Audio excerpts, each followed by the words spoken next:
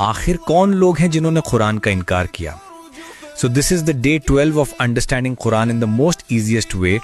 कल हम लोगों ने डिस्कस किया था सूरह अल-बकरा का 10th रुकू और आज हम लोग देखेंगे सूरह अल-बकरा का 11th रुकू। इस रुकू में अल्लाह ताला फरमाते हैं कि अल्लाह ताला ने बनी इज़राइल की तरफ रसूल भेजे, उन्हें मौजज़े दिए और रुहुल कुद्स यानी जिब्रील अलैहिस्सलाम के जरिए उनकी तायीद की यानी सपोर्ट की, लेकिन हर बार या तो उन्होंने उसे झुटलाया या उस रसूल को कत्ल कर दिया। और फिर जब उनसे कहा गया कि हक को मान लो तो कहने लगे कि हमारे दिल तो पहले से ही गिलाफ में हैं, यानी हम पहले से गाइडेड हैं। तो अल्लाह ने कहा नहीं, तुम नाफरमान हो और तुम्हारे दिलों पर मोहर लग चुकी है। फिर जब कुरान आया जो उन्हीं की किताब तौरात की तस्दीक करता था तो उन्होंने उसी का इनकार कर दिया। तो अल्लाह ने फरमाया अजीब है, जिसे पहचाना उसी से इनकार कर दिया, तो अल्लाह की लानत है इनकार करने वालों पर। ये लोग कहते हैं कि हमें सिर्फ वही किताब चाहिए जो हम पे आई हो। सिर्फ हसद और जिद की वजह से इन्होंने अपनी तरफ आने वाली रोशनी को रिजेक्ट कर दिया।